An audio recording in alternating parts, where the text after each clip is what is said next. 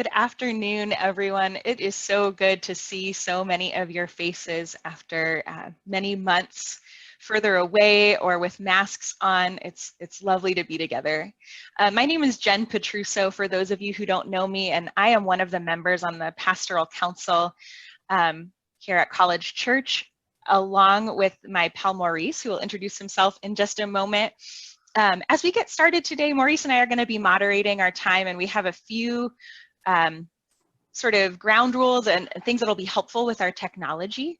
So we're going to ask that everyone keep yourself on mute as we go through our time together today. It limits the amount of feedback we might receive, the audio feedback, but then it also will help us capture in text the questions and comments you all have. So if you're not sure how to use the chat box, there at the bottom of your screens, which the instructions should be on your screen right now, the bottom of your Zoom window, you should see a little box that says chat. If you click on that icon, the chat box will show up, and you'll want to make sure that as you're chatting with the group and you have a question, that you're sending it to everyone. So you have that selected.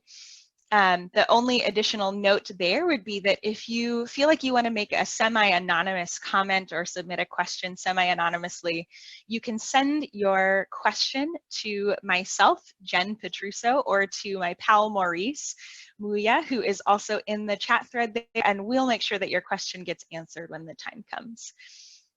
So with that, I'm going to hand it over to Maurice to introduce himself, and we'll get underway. Hello, good morning, everybody. It's good to see everyone here today.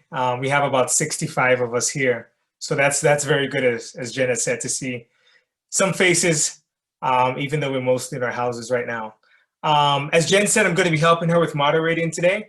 So I saw Mary Jo just sent a question. So, Mary Jo's question and any others, we'll make sure, it gets answered.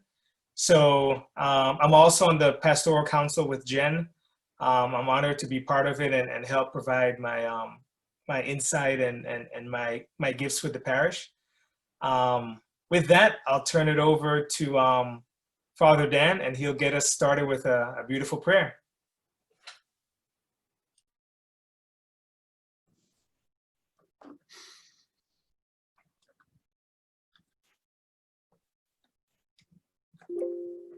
So we gather on this day of new life. We gather on this day of resurrection, that moved by the Spirit, we may be receptive to where we're being called, to where we as a community and a church are being called. So I'd ask us to take a moment wherever we are, at home, at our desks, to ask that the Lord may enter into our conversation, that we may do this from a place of courage and joy, that we may discuss openly and frankly our hopes, our desires, our fears, our doubts, that God may bless us as St. Francis Xavier. Lord our God, we ask that you send forth your Holy Spirit to renew the face of the earth. We ask that we as a community, as we look to our future, may be courageous and generous, that we may be guided by you who have called us to this place, that you may bless the wonderful works and ministries and people of College Church, that we may be willing to listen to one another, to be open to one another, to truly hear one another. You have blessed this place for many, many years, and we ask your continued blessings. Be with us now and always. Guide us this day and every day. Bless all of those we love, and we ask all this in the name of Christ our Lord. Amen.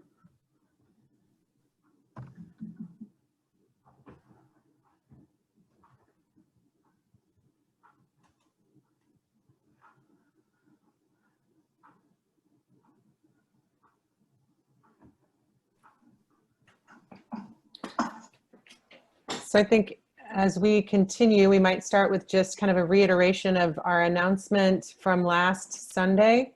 We won't be repeating it. We're assuming people have seen it, but just to kind of name some of the highlights or the points that we thought needed to be kind of underlined or given in more detail this week. So Father Dan, do you want to start that part? Yeah, and again, I hope that you've seen the video to be able to have a sense of where we're going. And this is sort of the highlights, at least of the part that I spoke about. So over the course of over a year, being in conversation with the Archdiocese, with the province, and with staff leadership, we were thinking in terms of how we could be bold and creative as a parish as we thought about our new parish vision, and how we also might think about new structures to enable us to be able to do that. And so, like I said, my image throughout this process has been Jesus's words of new wine requiring new wineskins, and trying to be bold and courageous as Pope Francis has called us to be when we think about our future. And so as we look over the next couple of years, we will move, transition from being a traditionally pastor-led parish to another model here in the Archdiocese that has a parish life coordinator. There's about, roughly right now, there's about 10 parishes in the Archdiocese that follow this, including our friends up the street at St. Matthew's, the other Jesuit parish in the Archdiocese, where Cheryl Archibald is the parish life coordinator. And according to the Archdiocese, the PLC, Parish Life Coordinator, has a responsibility of administering and overseeing a designated parish, as well as participating in and giving pastoral direction to the parish. And another way of thinking about that, because we are a unique place, we also have a foot in the world of the Society of Jesus. And in the Society of Jesus, the leader of a work is called the director of a work. Dr. Costello is the director of the work as president of St. Louis University. Mr. Alan Cummings is the director of the work as the president of St. Louis University High School. And the director of the work in the Jesuit world is responsible for the work and the apostolic orientation and implementation of the mission, and translate the mission or vision of the work through daily practice. And the director of the work is accountable to the provincial of the central and southern province of the Society of Jesus. And so that is the model that we would like to implement here at College Church. The province is very much behind this and very keen on us thinking of new and creative ways. And the province is also committed to providing a full-time Jesuit to do sacramental work, to help with Ignatian spirituality, and to be a member of the team here at College Church. I think I'll let that be enough for now. Lisa, do you want to add a piece? Sure, I think. And first, maybe just introduce yourself again. I mean, people know, but yeah. Yeah, my name is Lisa de Souza. I've been a part of the parish for a little over 7 years now, and I'm the current chair of the Pastoral Council. And with Father Dan and Katie, I made the announcement that you've hopefully watched by video. And I think for me, one thing that I think is important to keep thinking about is there are a lot of Jesuit institutions that Father Dan mentioned that have done this, as well as parishes in our diocese. But we're choosing to do this not because we feel like we're forced into the place of having a parish life coordinator, but we feel like this is going to help us become the parish that we have been working towards. This leadership model offers a more transparent decision-making process and a more shared leadership model. And both of those things I've learned over the past few years as part of the Pastoral Council and at volunteering in different capacities. If we want to be an anti-racist parish, we really need to lean into new ways of doing things, including new ways of structuring ourselves. And so as this conversation got started, it was really exciting for me to realize that our minds are really open to how we're going about achieving our parish vision, how we're going about becoming an anti-racist parish that cares for creation, and that walks with youth, and that to achieve our vision, we're really going to be dedicated to finding the path that's going to take us there. And so we're opting for this choice because we believe it's going to bring us many blessings as we work together to achieve the vision of our parish. So Katie, I'll hand it to you now. Thank you. Yeah, I'm Katie Jansen Larson. I've been the parish administrator for the past 5 years. It's really strange to address you all via Zoom. I just have to say that. I'm really glad we're doing this. Yeah, it just feels strange. I am glad I can at least see your faces. So we had been talking about this for a while. In fact, Father Dan mentioned last week, we were initially going to announce this right when the pandemic hit. And I want to talk just a little bit about that,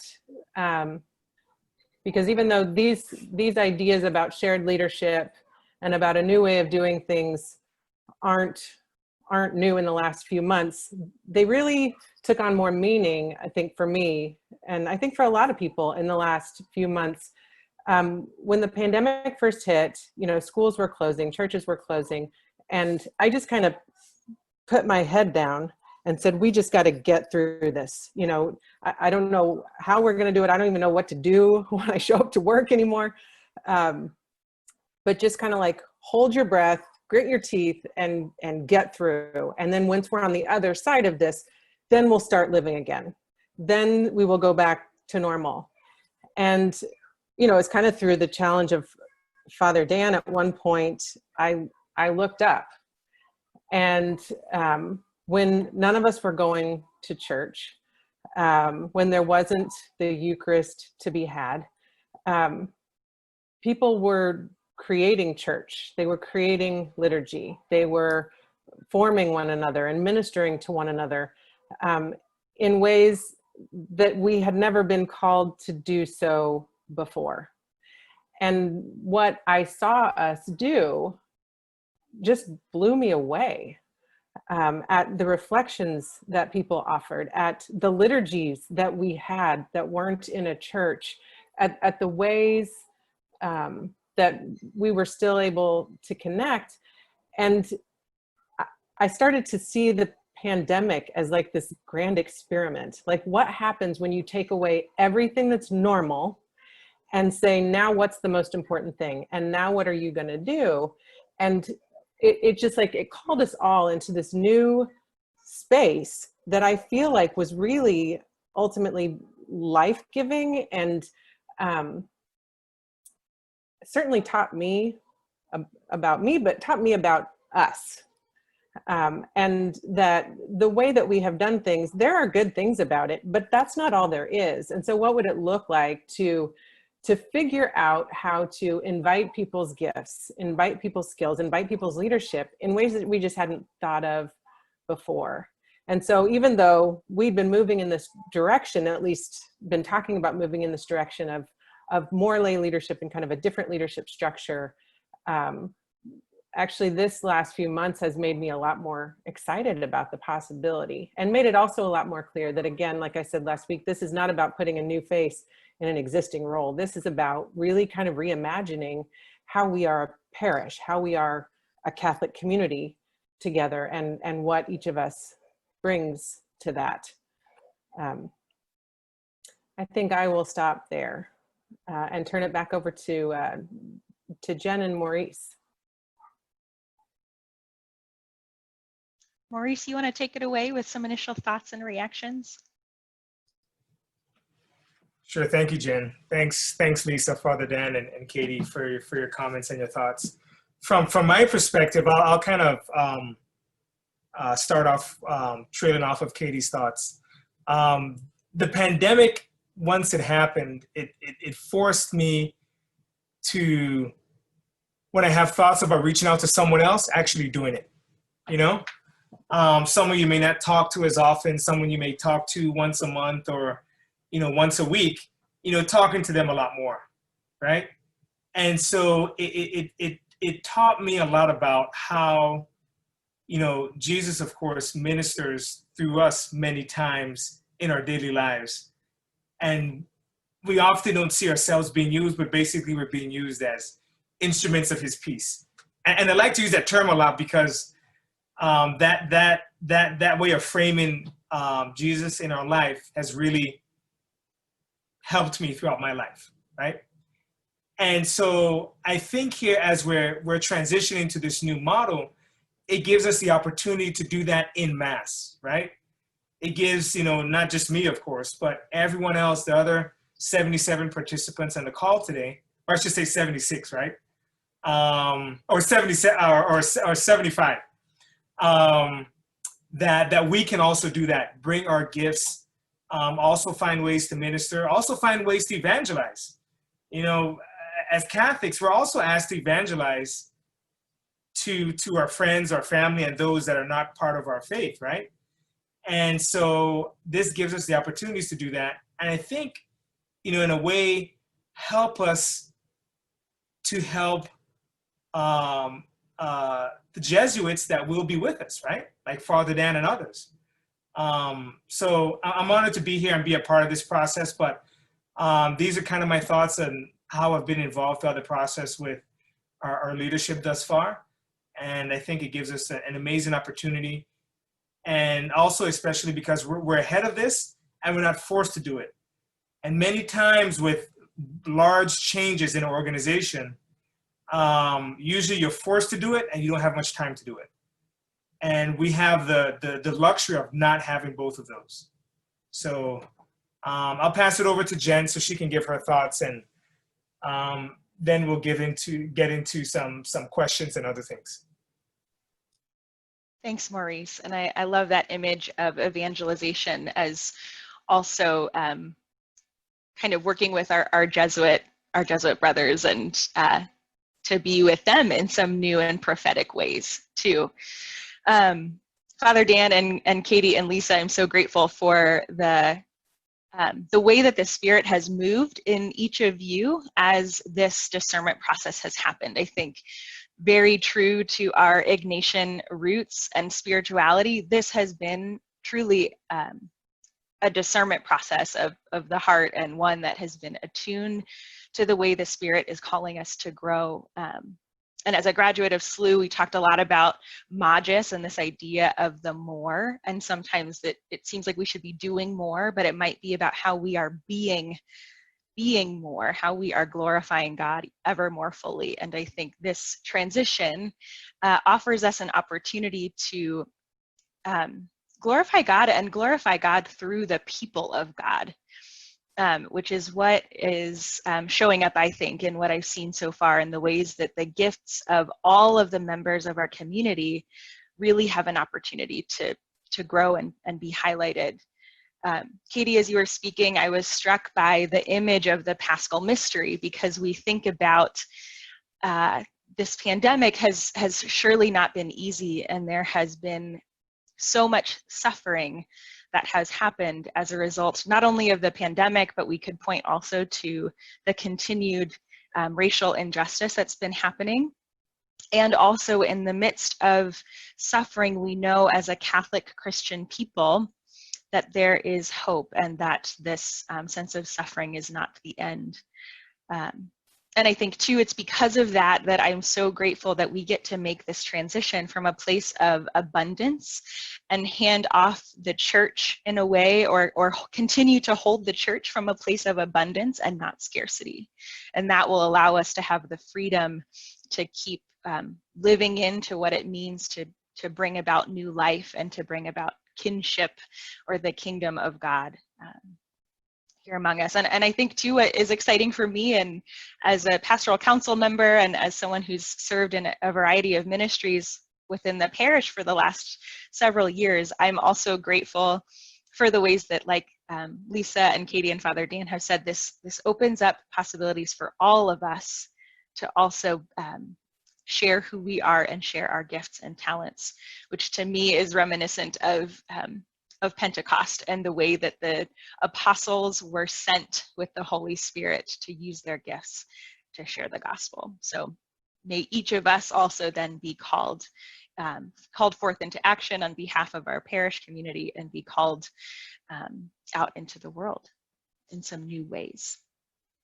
And so with that, we have a few questions that we've started that we want to start with today. And so I'm going to start asking a couple questions and we'll direct them first to Father Dan, and then we'll go through some of the questions that you all have been asking, which is really lovely.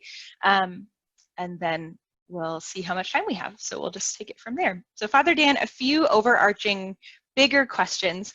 The first one being, what do we know is going to change? What do we know will change? Because there are a lot of question marks, a lot of unknowns, but what do we know will change? So what will change in some ways is how we understand the governance structure. So typically in a parish, the pastor is has the final word, is the leader of the parish, takes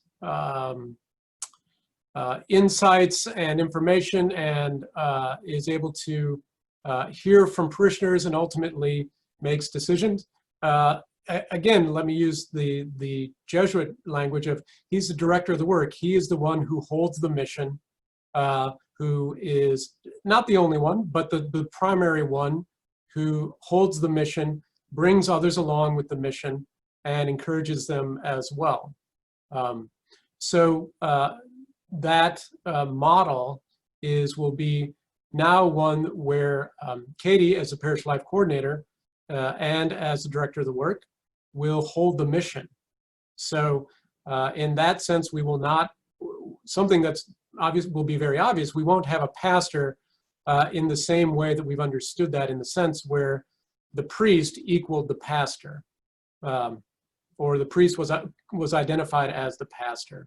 So the change will be that this will be Katie, who is, she won't have the title of pastor, but will engage in much of the work of pastoring the parish. Now, I think it's important to say that, especially for the folks who have been here a while, you know that this has never been a pastor-dominated parish in the way that some places are. So I think it's important for us to realize that even though that structure was in place, we've had a succession of pastors who were very much about communal discernment, who were very much about lay leadership in the church, who were very much about getting a sense of the parish and not have it be literally a one-man show. So I think in some ways, even though the structure will change, what it feels like may not be that different.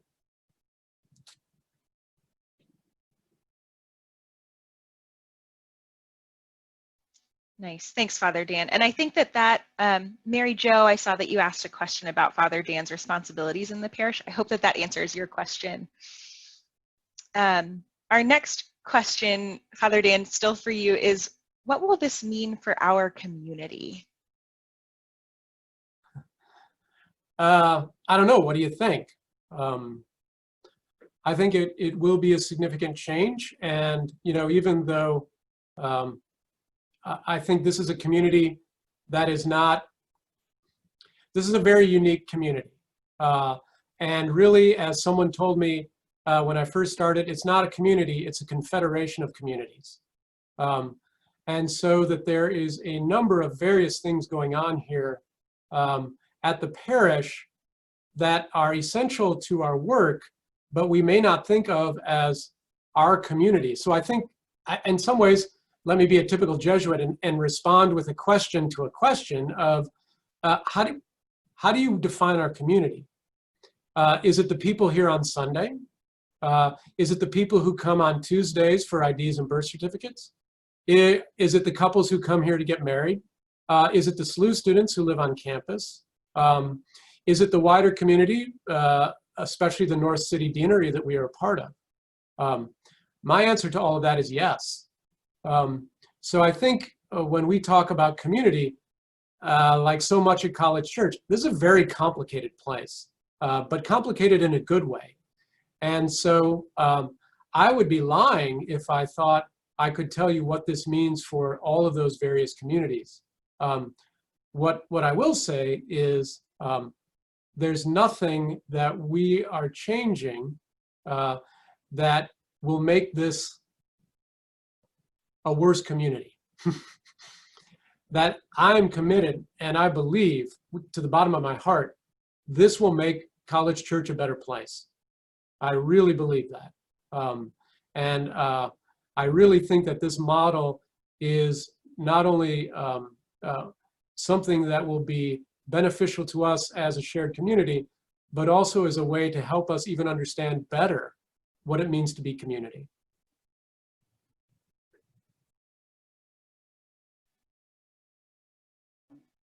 Thank you for that, Father Dan. Had some lovely comments in the question there about, or in the chat thread about we're a community that chooses to be at SFX. It's not bound by parish boundaries. And because of that, we're open to new direction and structural changes, which is, I think really true and quite a gift. The last question I'll send your way for now, Father Dan, is how will Sunday look different? You know, that's we're really proud of our 10:30 Mass, of all of our liturgies, really. We have really vibrant liturgies in non-pandemic times, especially. How will this change things for Sunday? What will it look like? I don't see how it would look very different. You know, hopefully we will have the province is committed to sending a full-time Jesuit here. Hopefully we'll continue to get really great, wonderful newly ordained Jesuits as associate pastors.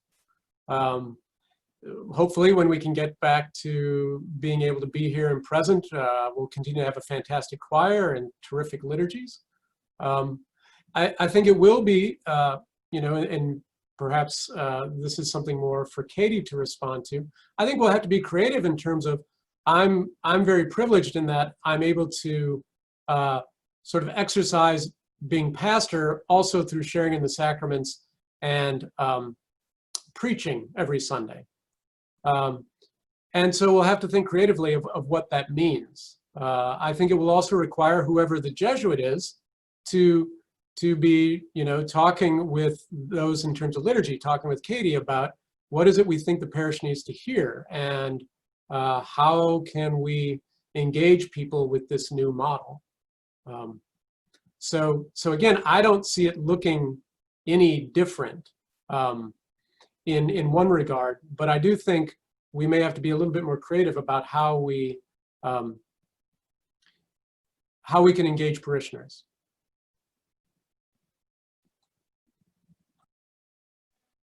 Thanks, Father Dan. I'm going to hand it off to Maurice to ask a couple more questions. Thanks, Jen. So we have a couple more questions here. What will it mean for the staff? So Katie, if you don't mind speaking to that. And then we have another question that we have some of the questions that we have here in the chat.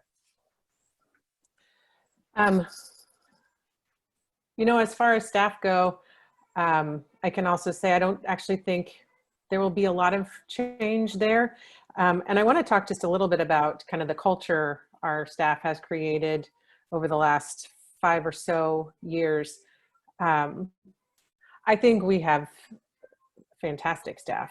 And I think we have sort of created a space of shared leadership there already, in that people really see a big part of their role as being the holders of the vision of the parish, whatever piece they are working with. So Christine in social ministry, she's really the keeper of that vision as she's heard it from parishioners and people who are involved in social ministry and people she's encountered on Tuesdays and Wednesdays.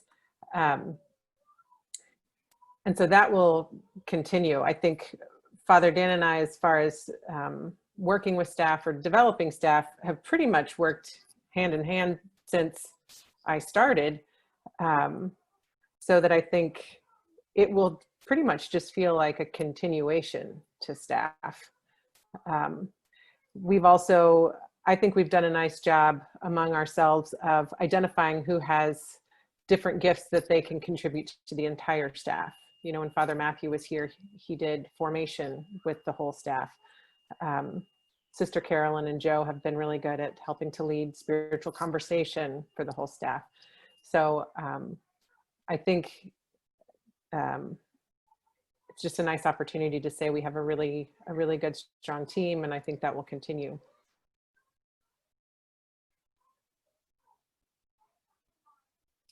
Katie, we had another question that's kind of like a follow-up to that one. And basically the question was related to, will this fill your time for a designated amount? So will it be for a designated amount of time or an indefinite amount of time? For how long? Can you speak to as far as what you may know right now? I think we don't know right now. I mean, Father Dan may have a better sense of this than I think it would have to do, you know, I think the provincial would have something to say about that. I think the Archbishop would have something to say about that. So I don't really know. I think I would have more to say about it than a priest might. I don't think they could force me to stay. I hope. Yeah, I would simply say, I think it'd be similar to how we do things now, in that I was not given a term of office. That's not how the Jesuits do things. And in the Archbishop, even though in the Archdiocese there's sort of some of that term stuff, but there's a lot of flexibility. So it would be pretty open-ended as the situation is now. Thank you, Father Dan. Thanks, Katie. We have another question that we had prior to the discussion today. What will it mean for the Pastoral Council? Lisa, if you could talk about that a little bit. And we have another question that's very close to that. Does the role of the Parish Council change, and whom hires and fires the Parish Administrator? So does I guess hiring and relieving of staff, does that change, and how does the Pastoral Council change? So I can speak to the Pastoral Council part, and I appreciate these questions. And I think what I'm going to touch on probably goes a little bit to what Jerry asked about Ignatian spirituality, Meg's questions about transition. The big answer is we don't really know yet. We have this long period, and we really invite all of us into this conversation about how we transition.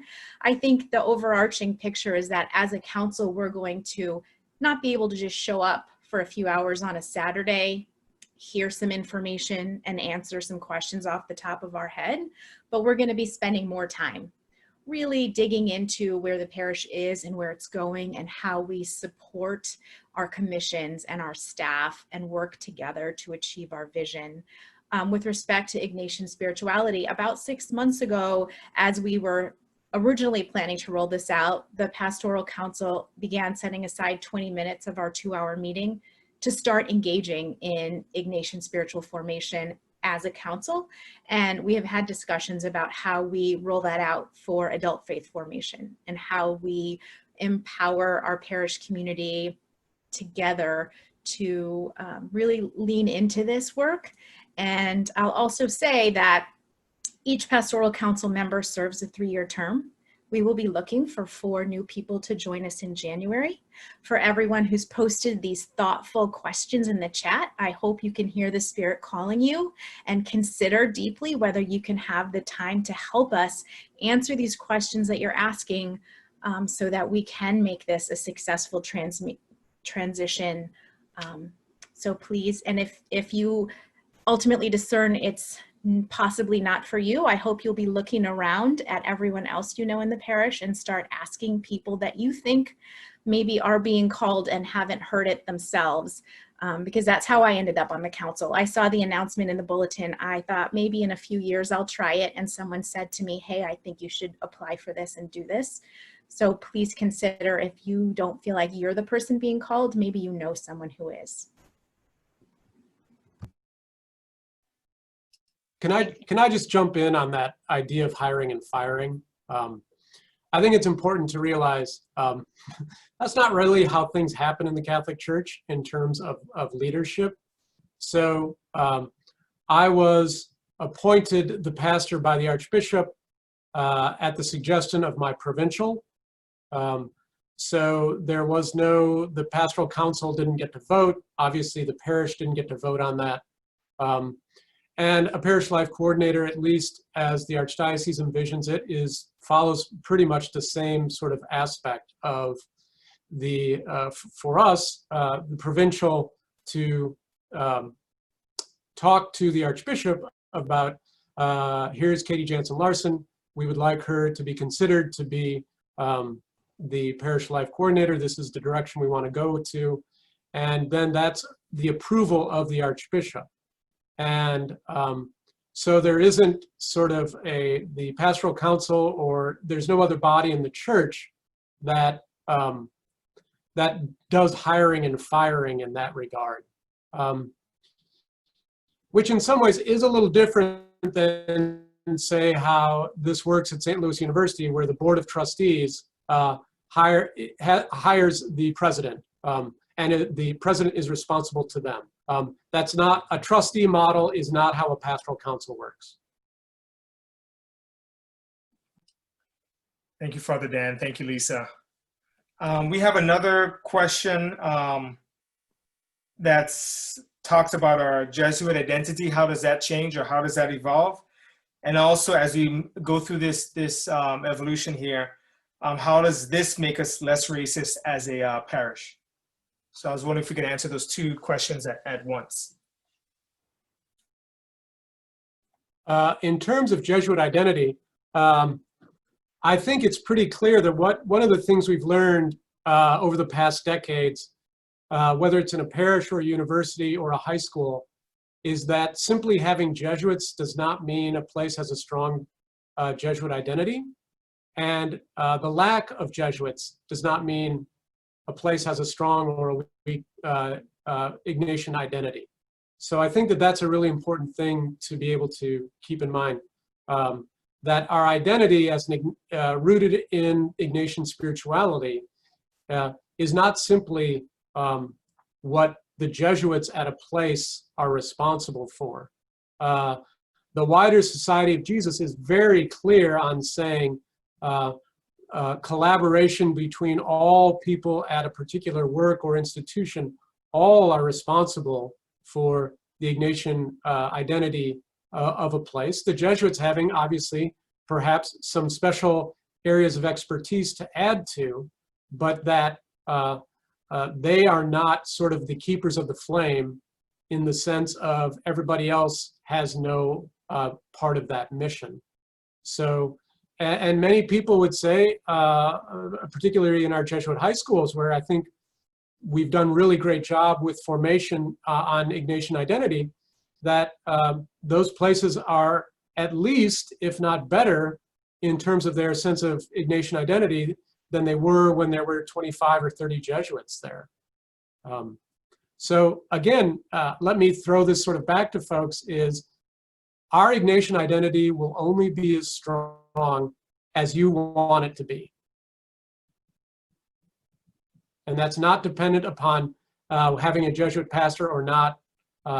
It's dependent upon the parish really taking ownership of this, doing the formation, and making it a priority.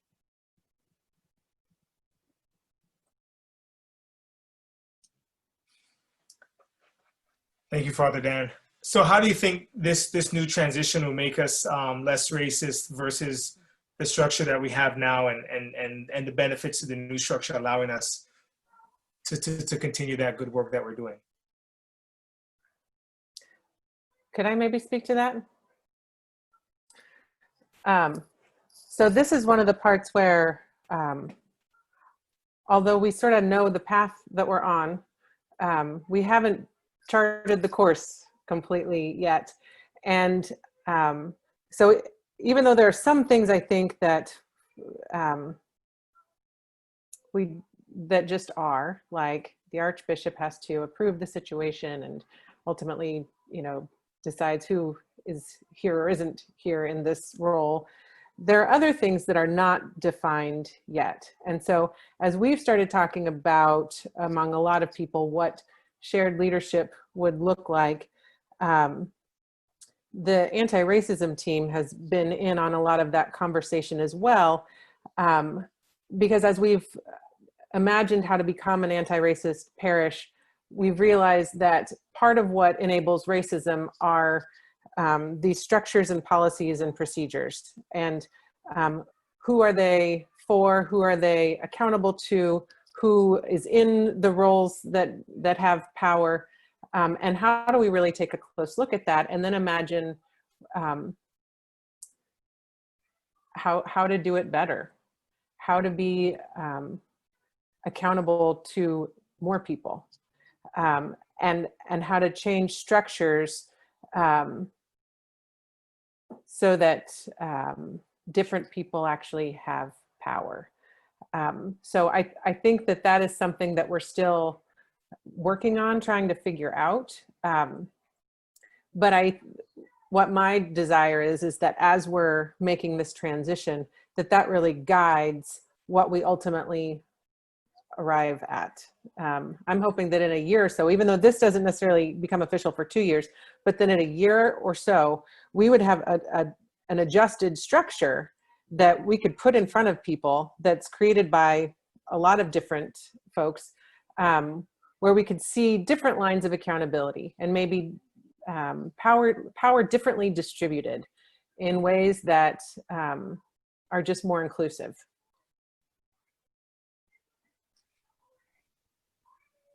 Thank you, Katie. I'm going to hand it over to Jen. She has a couple of questions that she wants to direct towards you. Jen? Thanks, Maurice, and thanks, Katie. I want to highlight what Angela has just placed in the chat box there. As we were talking about Pastoral Council, a couple of questions came in, both in the chat thread privately and then also in the submitted questions about how do we know who our Pastoral Council folks are. I think especially in this season, as we are voting for elected officials, we want to know who our leaders are, so that seems more than reasonable. So Angela has received that feedback, and we are going to place a picture and a bio of all of the Pastoral Council members on the website. So that way you all know who's there and how cool we are, so that you can join our team in January when we have spots for 4 new people. So that will be on the way. Thanks, Angela, for taking care of that. I'm excited to have that as a resource for folks. And then 2 questions came in that I wanted to name. Katie, especially for you, there was a question that came in about, has there been a network formed to support parish administrators either across the St. Louis area or among Jesuit parishes that use this model? And I don't know if you or Father Dan know anything about this, but I love that question because I think as we move into this transition, I feel so strongly about how we support and love on each other, and Katie, in your role in particular, how can we be of support to you? So is there a community of folks doing this work together? I will say I have some people who I have started to lean on in different parts of the country. I don't know that there's a formal or even semi-formal structure or network of people. But I have found that it's absolutely not hard to find people who are trying to lean into feeling called, and in maybe less traditional ways. So, you know, talking to other women who are very active in the Catholic Church, who are taking on leadership in ways that either they thought they couldn't or thought they wouldn't. I think there are a lot of people like that out there, and I am on the hunt for those people. So if you are one of them, I want to talk to you. But I think one thing that's been really cool about that is just seeing how much life there is in our big Catholic community. It has just reinforced this sense for me that there is not a scarcity in this church. there may be certain things that we don't have, or certain people, types of people that we don't have as many of as we used to. But there are lots of other people whose gifts we just haven't recognized yet. And so I just, yeah, I've been trying to connect with people who maybe I didn't know were so involved in the church. Jen, maybe I could say a little bit on top of that. I do think it's fair to say that this is, you know, it's so new, and well, I shouldn't say it's so new, but it's sort of scattershot. You know, it really depends upon a diocese, and to be honest, it really depends upon the bishop or archbishop. So that there have been lots of fits and starts with this, but there is certainly some movements in experience. I will say, sort of in the Jesuit world, that again, I would say our apostolate that seems to have done this really well is high schools. Our parishes are pretty far behind in terms of being able to share resources, simply because a lot of our parishes are very different from each other. And there's not a whole lot of difference between a Jesuit high school, no matter what part of the country they're in. But they have really spent decades, easily 30 to 40 years, of thinking about lay formation and lay leadership. And parishes are behind in that, frankly. So I think we can maybe steal some of their ideas to think about how we can build networks and what this can look like. Simply because there's lots of good models that we don't have to create something out of nothing. Nice. Thanks, Father Dan. And I'll say, I think not just Jesuit parishes, but parishes across the board are behind on this, as we've known. Healthcare has moved this direction with lay leadership. Education has moved this direction with lay leadership. And that's a big part of the responsibility of the church, is to form all of the people in the church to share their gifts. And increasingly, we see that happening.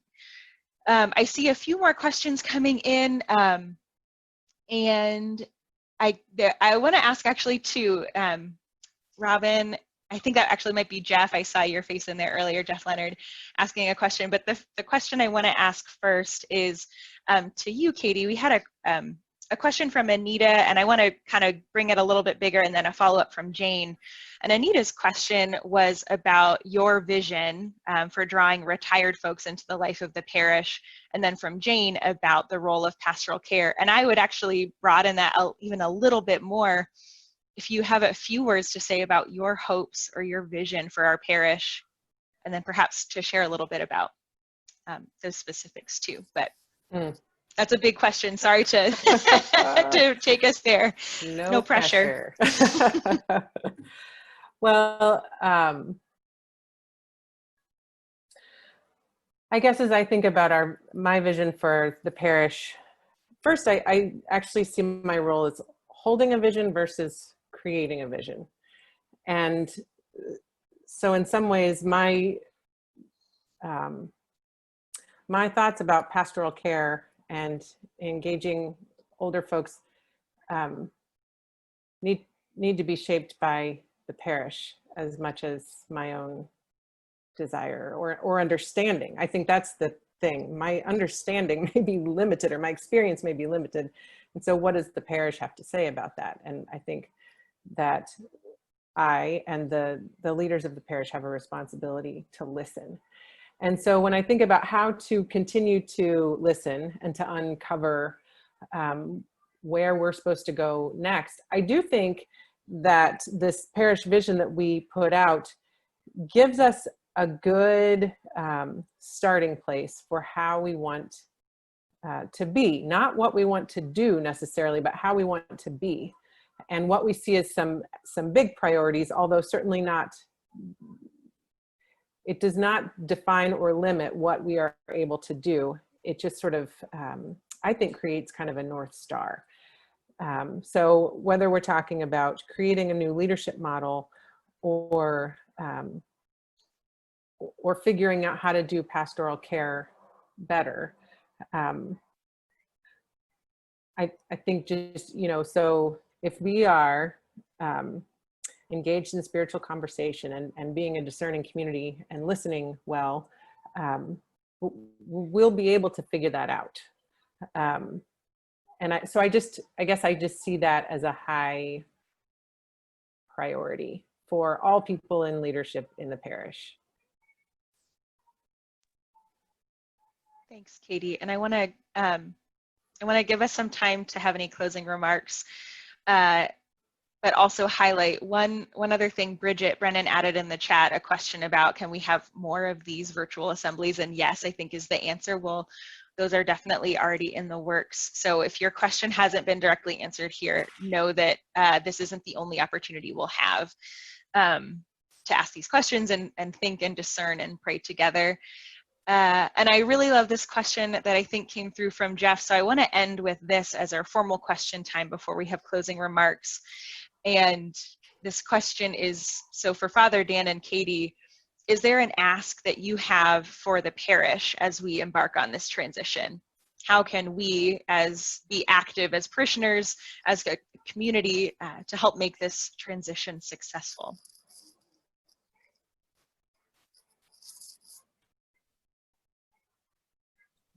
Well, one, certainly prayer is always a good thing. And so to be able to be prayerful and be reflective and to be open to how the Spirit might be informing our vision and our plan for this.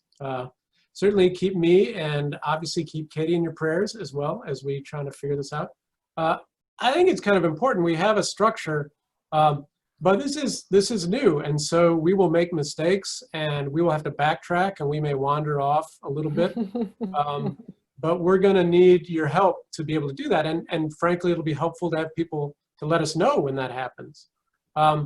This place is known for jumping in and really contributing. And this is not a sort of stand on the sidelines sort of parish. So all of those things that you can do to make this better and to help with this transition in your ideas and your thoughts.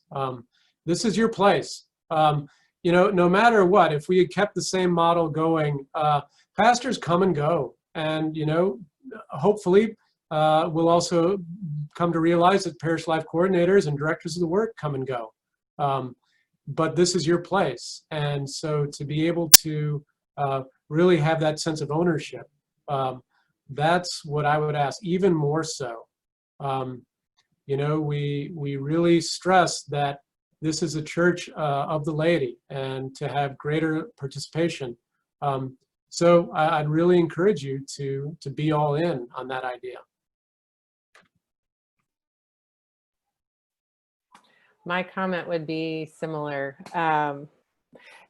Again, during the pandemic, I was struck by something Amy Whitman said, and Amy, I'm not going to quote you verbatim because I don't remember the words. I just remember how I felt when you said it. But you were speaking to the role that you were playing, especially for your family during the pandemic, that you were creating church at your house and you were forming your children in ways that you hadn't been called on to do before necessarily. And I thought about that. I think even for me, showing up on Sunday felt like a pretty passive activity. I showed up and I sat and listened and I sang along and I really liked the words, but I didn't consider that I was doing anything pastoral by showing up. And I think when the pandemic happened, I realized how much space there is for all of us to do pastoral things. That bringing my kid to church is a pastoral thing that I do. That having my own thoughts and reflections and feelings about what I hear at church is a pastoral thing that I share with people. And I never really claimed that space before this time. And so as we're moving into this new model, how do we each claim whatever that space looks like for us? It doesn't mean we're doing something new or big, or like, how do you take on 5 more responsibilities? But how do we just claim the space that we already have? How do we just claim the role that we already take in this community? And then do it intentionally.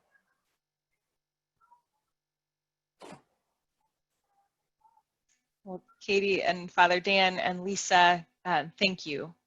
There are still a lot of question marks around all of this, as we know, and certainly other questions that could be addressed even more fully. But one thing I do know for sure is that the Spirit is alive and at work in this place, in this community, and even just illustrated by the questions and the thoughts that you all have shared today, and I'm sure there are so many others.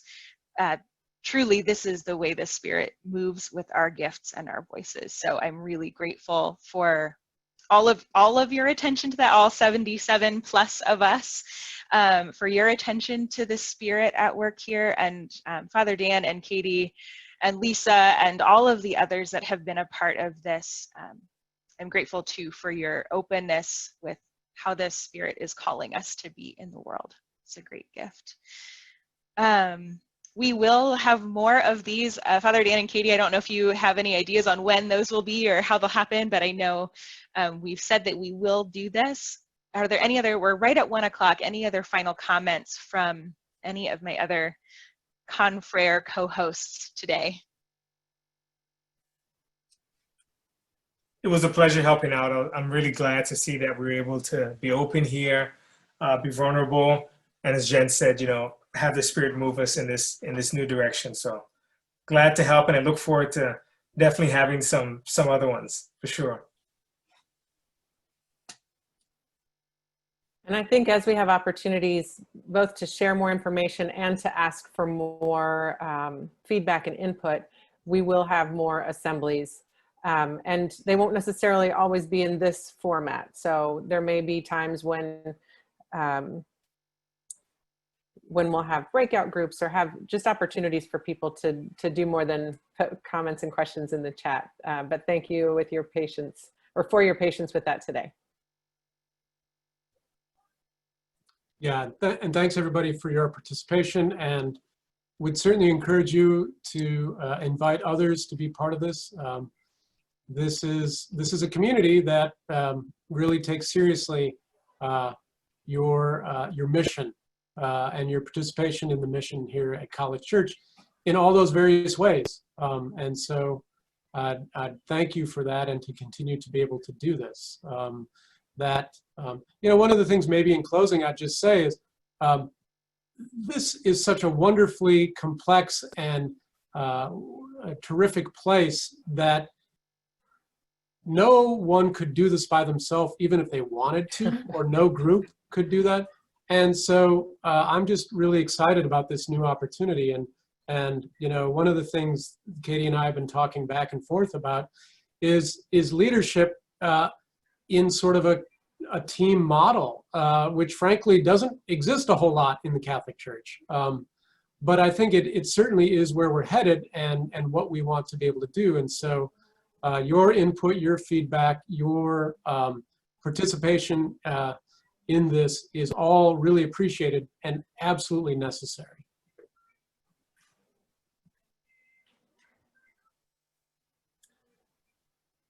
All right, we have recorded all of this, so we will have it posted, and that also means we'll be able to hang on to the questions that we weren't able to answer today.